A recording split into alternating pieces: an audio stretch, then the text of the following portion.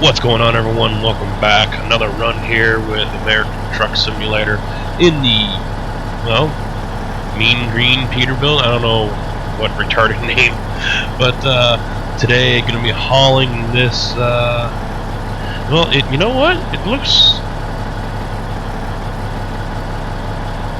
the LTM 1030. It's a crane. That's all I know. It's a big crane. I'm getting the feeling this oversized trailer pack was pulled out of ETS. I don't know if it was specially designed for ATS here. Here's another oversized load sitting next to me. So this is something I downloaded just the other day. Figured, okay, I'll give it a shot. The problem I find with a lot of these trailer packs here is either, it could be the truck, it could be the trailer pack, I don't know, but the weight, as you see here, is 66,100 pounds. The weight doesn't seem to transfer into the truck when you're driving. So something like this, I should be feeling it when I'm chugging through the gears, when I'm watching the RPMs go up. So it shouldn't go up nice and fast like that. It should take, nice and slow like that. So I'm hoping I can get this out of this pack here. One other change I made is I swapped out the motor and I put in a Cummins N14 600 horsepower. To me, the sound is just great. It's better than what was in there before, which I think was Detroit diesel, if I remember right. The Cats, I'm a Cat guy. I do like Caterpillar motors, but the sound, I just can't find a good sound for them. This one, I think, interior and exterior, it sounds almost spot on. The Jake brake as well is the main thing for me. So without further ado, we're going to put this 13 speed to the test. Today, this run is taking me, no, I want this one, from Reading. I don't know why I did that. Let me X that one out. I don't want to go there. Reading down to Stockton, dropping this off at the Plaster and Sons construction yard there. So taking it from Cat and going down to Stockton. Nice run down I-5. They got me actually going past the rest area and joining here, so I might just say screw that, double back and come back around, go that route. I know I'm going to hit this scale here, and I do fear that I'm going to have to rest as well, because that icon is starting to turn blue on me. So we'll see if I can make it in one run. Also, real quick, I've upgraded the garage. As you see here, I still have one. I upgraded it from a tiny to a small. I can have 3 trucks now, and that's exactly what I ended up picking up. I took out the $400,000 loan, was able to get this day cab, and picked up a 579 day cab. As you see right here, got the twin stacks on it. And there's my driver there. She's already hauling in some money for me. And I also picked up a Coronado with the money I had left over. Coronado was a cheap truck. I wanted to try to squeeze one more in, so did that one rather than pulling out another $100,000 loan so I can get another Peterbilt or something. So went with the Coronado, went with the green, of course, on that one. Not as many upgrade options with that one as I would have liked to have seen. Little let down on that, but as you can see, we're still pulling in a good profit per day, so all is well. Other than that, no really other changes to talk about other than I've basically peed away all my money. So time to stop wasting time and get these wheels moving. This feels like there's a little bit of weight. Oh yeah, I can feel, it's not as heavy as I think it would be, but I can definitely feel some weight going on here with the truck.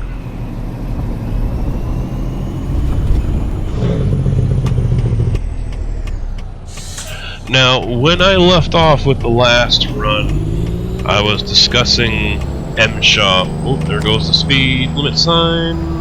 No, stop sign, I mean. I was discussing MSHA and other organizations that can actually trump DOT regulations. As a driver, these, depending on your job and what you do, these are going to be certain things that you're going to have to pay attention to. Me dealing with the used oil industry and emergency spill response, as well as oil yards and fields and things like that, I had to keep in mind certain OSHA regulations. That's why every year I had to do my 8-hour OSHA safety training. Other drivers had to do 40-hour yearly training to get certified.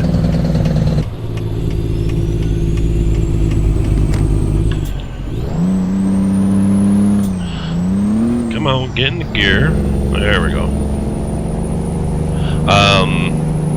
The vac drivers and our industrial crew that the company I was working at mainly had to worry about that one. But for me, just being a normal supply runner, and oh, there we go. Ooh, big one, $2,600 from Mark. Thank you, sir. You know, we had to deal with just a regular OSHA training, but you know, depending on your job and what you do, you might have to do more. But OSHA regulations will trump DOT regulations. For example, backup beepers, as I was discussing. OSHA regulations say that every vehicle on a construction site has to have those on it. So it doesn't matter if it's the boss's F-350 to any other, you know, Chevy or Ford or whatever pickup the company uses, to the mechanic's truck, to dump truck, whether it's a tandem axle or just single combination vehicle. Even the guy that's delivering whatever on the lowboy, like here. If I'm going onto a construction yard, I have to have a reverse signal. Not the lights won't do, running the flashers won't do. You have to have that. Another area, as I mentioned, MSHA. That is the government safety association or committee oversight, whichever, for mining in all of the United States. So it doesn't matter if you're mining coal out in the Virginias or in Pennsylvania. If you got an open pit quarry, like you see somebody all over the place mining stone for gravel and limestone and things like that, or it could be you're up in Alaska, up in the Klondike or whatever, and you're mining for gold. If you are a mining organization and you are mining, you have to follow the MSHA rules. And if you are on that property of that mine, you have to follow those rules and regulations. It trumps everyone else. So DOT, you sit there at the street and you wait for me to come out, because while I'm in here, I don't abide by your laws, I abide by theirs. Now, I really don't know if they have the whole hourly limits like DOT does, where it's 11 driving, 14 hours total on duty, and then you have to park it.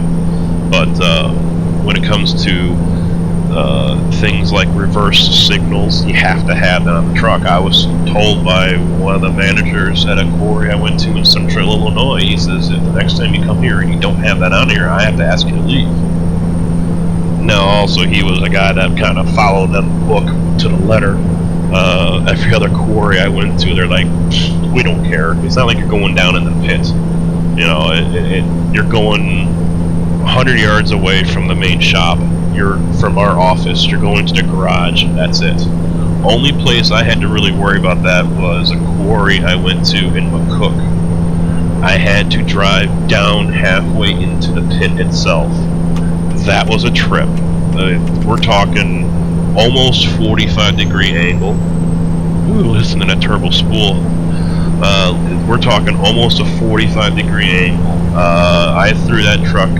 It was granted, it was only a straight truck, but it was a split 8-speed, so 4 high, 4 low, 5 low if you want to include the low gear, the granny gear. And there were times where I had to use granny gear just to get up the hill. Am I going to get pulled in here? No, this is the rest area. No, it is a scale.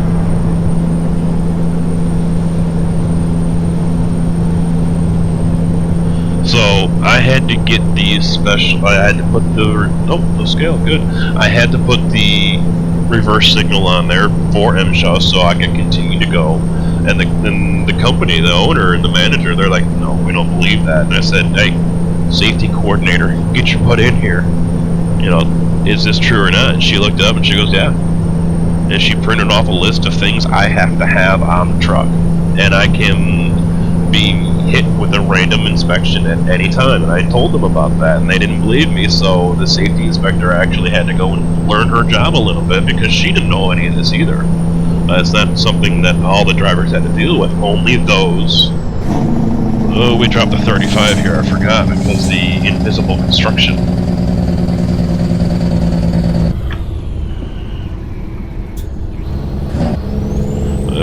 Now we're back up again. God, I love that. Love it, love it. You know, not every driver had to deal with it.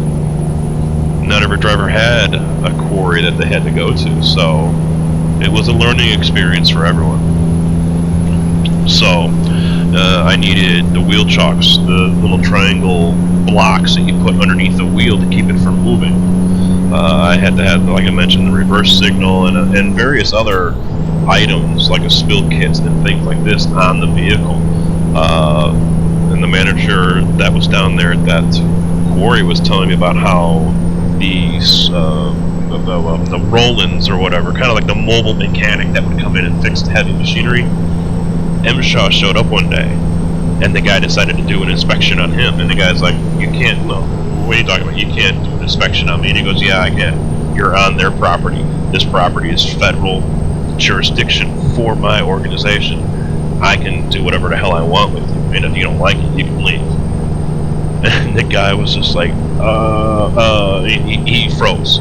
He said he never seen anyone, you know, government official like that, let alone this guy who was just your average mechanic, act like that. You know, the government official just put the guy right in the spot, and the guy just kind of sat there and was like, didn't know what to do. And the government official guy, he turned around and started writing him up for all these different violations for things he did not have on his truck because no one knew about it. So, depending on, you know, if it's you, if you're a driver and you're in a situation like that where you're going to a location, like for instance I was with going to the quarries, it doesn't hurt to find out, you know, hey, am I legit? Am I going to be legal? Or do I have to go through these extra steps just so I can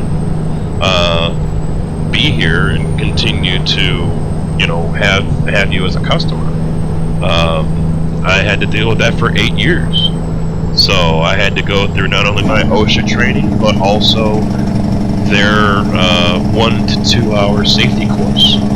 You know, of course, locomotives and heavy equipment are going to have the right of way. Yeah, I'm not going to take my 32,000 pound straight truck and try to put it up against a 90,000 pound rocket truck. That's not going to work. Nor a locomotive hauling, you know, 100 gravel cars. I'm not that stupid. So, driving is more than just listening or obeying the DOT regulations. It's not just one of those things where you can get your license, get your CDL, get behind the wheel, and start driving. There are other stipulations and rules that you have to follow depending on the job that you take. If you're just going to be a driver going from point A to point B, don't have to worry about hazmat or anything like that, then you're fine.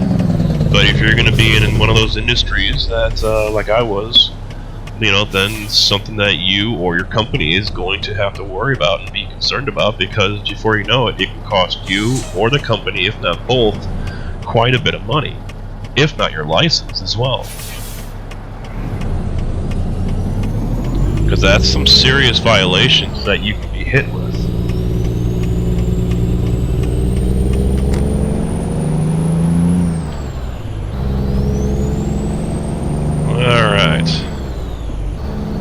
Here we are coming right in. I'm going to have to give this pack here a thumbs up. I could do without it being in German. Some of the loads, they do look like they're still written in German. But I think this is a pack that's going to be a keeper, in my opinion. I could... Oh, did I just... Yes, I did. Sorry guys. Oh boy. That ain't gonna work. Alright, I'll let them go. That's right, get the hell out of my way. Meanwhile, everyone else going the other direction.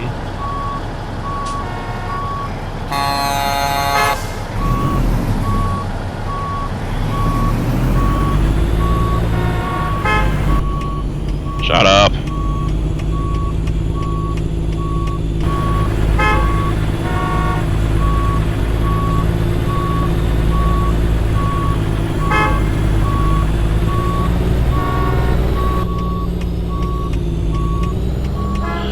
I would be lying if I said I never had to do this before.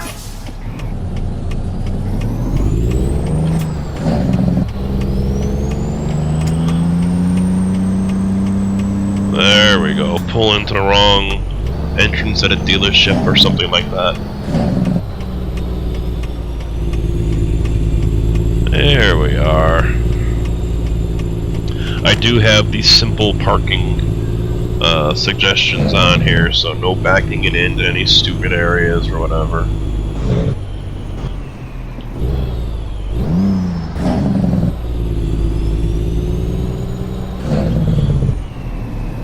And just in time too. Oh, my guy's turning blue there on the bed, so it's almost nap time. Are you gonna give me a hard time on this? There we go. We have made it, ladies and gentlemen. God, I love how that truck looks. That's all that matters. Doesn't matter if everyone else hates it. As long as you sit there, look at your truck, and say, "Damn, that looks sexy." That's all that matters. So that's it for now, everyone. Thank you for watching. Hope you tune in next time. Until then, drive safe.